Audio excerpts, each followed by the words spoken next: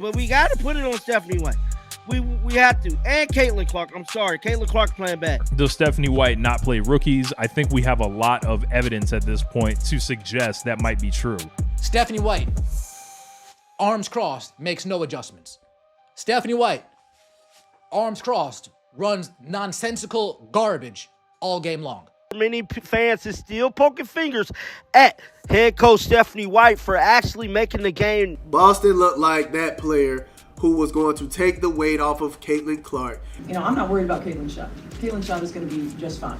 The thing I'm worried about is our 18 turnovers for 28 points. Stephanie White, can we change the damn starting lineup? We're 13 games in now. We're under 500. That lineup you thought was going to work does not work. Change the goddamn lineup, bro. Just 2 minutes ago, the spotlight turned harshly on Stephanie White, and for good reason. Her handling of Caitlin Clark in the Indiana Fever's latest loss to the Las Vegas Aces has raised serious questions. Clark finished with 19 points and 11 assists, but shot just 7 for 20 from the field and 1 for 10 from 3. Why? Because once again, she was left to create everything on her own.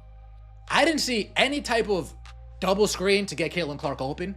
I didn't see any type of off-ball double screen to get Caitlin Clark open. I didn't see anything in this offense that actually tries to get Caitlin Clark an open shot at all. I saw 0 plays ran for Caitlin Clark to get an open shot at all. If she's not cooking you up, doing her own thing in ISO game, this team cannot get her an open shot. Stephanie White is in serious hot water after how she handled Caitlin Clark against the Aces. What looked like a promising start turned into a disaster. The Indiana Fever just took a brutal loss to the Las Vegas Aces, and a lot of people are pointing fingers at head coach Stephanie White. Why? Because her decisions involving Caitlin Clark have fans furious. She is struggling mightily from the field. 7 of 20. Almost all of this was driving to the basket. 1 of 10 from three-point range. Guys, she's 1 of her last 17 from three-point range. But we got to put it on Stephanie White. We have to. And Caitlin Clark. I'm sorry. Caitlin Clark playing bad. Fans are furious, saying she completely misused Caitlin Clark, and now questions are swirling about her coaching decisions. Stephanie White is facing intense criticism after her controversial decisions with Caitlin Clark in the recent game against the Aces. Fans are calling for changes, questioning the starting lineup, and demanding accountability. And Stephanie White has to be held accountable because it's truly the offense that she's running, and it is not for Caitlin Clark at this point. Can we change the starting lineup already? Like, let's stop playing game. Can we get Natasha Howard out of there? Sophie Cunningham should be starting. We need to play small. Why we play so slow, bro? Oh my God, bro. Stephanie White, can we change the damn starting lineup? We're 13 games in now. We're under 500. That lineup you thought was going to work does not work. Change the goddamn lineup, bro. Some of her coaching decisions had fans completely baffled, especially with how the game played out in the fourth quarter. Was Caitlin Clark set up to fail? Did White's strategy cost the team the win? After a crushing loss to the Las Vegas Aces, all eyes are now on Indiana Fever head coach Stephanie White. Fans and analysts alike are questioning whether she misused Caitlin Clark during one of the team's most disappointing collapses this season. And I feel like when you're not making those deep threes that we love to watch, it's provocative, it gets us going, it gets the team going. When you're not hitting those, you have to go to the shots that are working. Your layups, your mid-range, you have to take more of those. And then Clark got her pocket picked by Chelsea Gray and kind of gave the ball away. That led to a Jackie Young and one, and the Fever were never able to recover from that point. With a blown 10-point lead in a fourth quarter collapse, people are wondering, did Stephanie White's strategy backfire? And is she mismanaging one of the WNBA's brightest young stars? Caitlin Clark was forced to do everything by herself in this game. The offense had no structure to help her, no real screens, no off-ball movement, and definitely no plays designed to get her open looks. She shot 7 for 20 and just 1 for 10 from 3, but it wasn't just a bad night, it was a direct result of poor coaching. Every possession looked the same. Yeah, I get it. She got a double-double, 19 points, 10 assists. She had 8 turnovers. 7 for 20 from the floor, only made 1 3 out of 10. This is not a pretty double-double. When you're not hitting those, you have to go to the shots that are working. Your layups, your mid-range, you have to take more of those. I think once she became 1 for 5, I would have started just looking to maybe shoot some middies and drive downhill, get past my defender. The game between the Aces and Indiana Fever started off looking promising. Indiana had a lead in the first half, and Caitlin Clark, along with Aaliyah Boston, were clicking like a classic duo. But despite Asia Wilson struggling early, the Fever couldn't pull away. That missed opportunity set the stage for what would later become a complete collapse. You knew Asia was going to be able to shoot much better in the second half, and she did. Now, it was strictly a 3-person game from the Indiana Fever. Aaliyah Boston, another great game. 26 points, 5 boards, 3 assists, efficient, 12 of 19.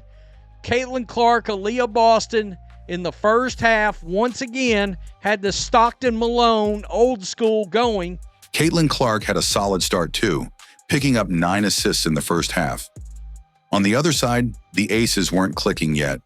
Asia Wilson had only 6 points going into the second half, and Chelsea Gray wasn't doing much either. Things looked promising, but it all started to fall apart later. The Indiana Fever just took a brutal loss against the Las Vegas Aces. From the start, things looked off. Caitlin Clark couldn't find her rhythm, and the offense felt completely out of sync. Fans quickly pointed fingers at Stephanie White, saying her game plan made the match boring and ineffective. Asia Wilson till the second half. She had only had 6 points going into the third quarter. Asia Wilson had 6 damn points going into the second quarter. Chelsea Gray only had 9, bro. Caitlin finished with 9 assists. In the first half, finished with 11. That really says it all. So Caitlin Clark had 9 assists in the first half, bro. She only picked up 2 more assists in the second half. Good day for Caitlin Clark and the Indiana Fever. Many fans is still poking fingers at head coach Stephanie White for actually making the game not entertaining anymore, bro. This motion offense has to be addressed, and Stephanie White has to be held accountable. Fans are frustrated with Stephanie White's decisions. The current starting lineup isn't working, and people are calling for Natasha Howard to be benched. Sophie Cunningham, who brings energy, is being underused. Despite being 13 games in, the team continues to struggle under poor rotations. It made no sense. Boston was scoring efficiently and even playing great defense on Asia Wilson. Yet the team stopped feeding her and shifted the strategy. Can we change the starting lineup already? Like, let's stop playing game. Can we get Natasha Howard out of there? Sophie Cunningham should be starting. We need to play small. Why we play so slow, bro? Oh my God, bro. Stephanie White, can we change the damn starting lineup? We're 13 games in now. We're under 500. That lineup you thought was going to work does not work. Change the goddamn lineup, bro. Aaliyah Boston did a great job today. 26 points, right? She had 3 assists, 10 rebounds. She shot 12 for 19 from the floor. She was giving me great defense on Asia Wilson, showing plenty defense on her, making her struggle, right? And then she was scoring on Asia Wilson. She was scoring on whoever was down there in that paint. The Indiana Fever suffered one of their most disappointing losses of the season against the Las Vegas Aces. Caitlin Clark struggled throughout the game, especially in the second half. Despite showing promise early on with her playmaking, she committed key turnovers late in the fourth quarter right when the game was tied. That shift allowed the Aces to take over, and the Fever couldn't recover. Even though others played well, the team's heavy reliance on Clark backfired when it mattered most. Something with Caitlin, she had a horrific turnover in the fourth quarter where it looked like she just kind of lost track of what she was doing, and the ball ended up in her left hand trying to pass it, and it led to Jackie Young getting a free throw and one attempt off a layup. She did later make up for it by pickpocketing Jackie Young and getting one of her own on the other side. Caitlin Clark had a tough night against the Aces. Her shot just wasn't falling. She went 1 of 10 from deep and struggled with both long and short-range attempts. Even though she finished with 19 points and 10 assists, her 8 turnovers really hurt the team. At times, she looked out of rhythm, maybe even in her own head. Defenders shut her down, and she didn't look like her usual confident self. Caitlin Clark's shot just fails her throughout great stretches of the game, and especially in the first half. And what ends up happening is she starts running off with tons of assists, and she's getting completely shut down herself. I don't know what's going on with Caitlin right now. Her three-point shot has like failed her the last 2 games, and it seems like, you know, she's really being affected by something right now. I'm not sure what, but teams are either guarding her really well, or it's, you know, it's in her own head that a lot of this stuff is happening, because the jumper was just gone. And it wasn't just the jumper, it was, you know, the short stuff. You know, she was blowing several easy shots, and it just looked like she was a player under duress. Really just carried over the performance from the other night. Stephanie White came into this season talking big about strategy, but when it mattered most, she had nothing. While Becky Hammon made smart halftime adjustments that shut down Aaliyah Boston, White just stood there, arms crossed, no changes. The same broken offense kept running, and nothing was done to fix it. Caitlin Clark was creating plays all over the floor, but her long-range shot just wasn't falling now, 1 for her last 17 from deep. Even with those struggles, she was still the best passer on the court. But instead of adjusting to her strengths, the coaching staff failed to support her. Las Vegas Aces won the halftime adjustment battle. Stephanie White, arms crossed, makes no adjustments. Stephanie White, arms crossed, runs nonsensical garbage all game long. She is struggling mightily from the field. 7 of 20. Almost all of this was driving to the basket. 1 of 10 from three-point range. Guys, she's 1 of her last 17 from three-point range. That's why I brought up the quad injury again. The second half was a disaster for Indiana. Everything fell apart. The lead vanished, and the Aces took full control. A'ja Wilson came alive and dropped 18 points just in the second half. Indiana had no answer for her. Stephanie White's coaching looked completely lost. Nobody could figure out what offense she was even running. A'ja Wilson, first half. See, I told you, first half. A'ja Wilson had 6 damn points. She was 2 of 13 in the first half. Second half of the game, she had 18 points, 6 to 8 from the field. Aces completely comeback win. Stephanie White completely just, I don't know what the hell offense she was running, bro. I don't know, bro. After the game, Caitlin Clark admitted it was a tough night. She said some of her shots felt good, but just wouldn't fall. Still, she stayed focused on helping in other ways, getting to the rim, staying confident, and trying to impact the game in any way she could. Caitlin Clark struggled from the three-point line, going just 1 of 10. Still, she finished with 19 points and 11 assists. Despite 8 turnovers, she created plays and showed leadership. Fans believe she needs to be more aggressive at the rim and draw contact to help the team.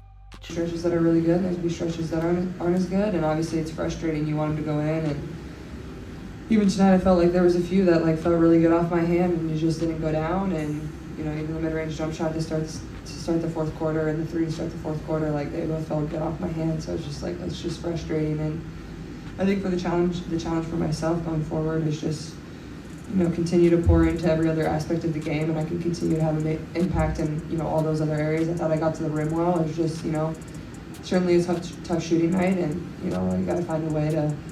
When those weren't falling, she didn't shift to mid-range or driving plays.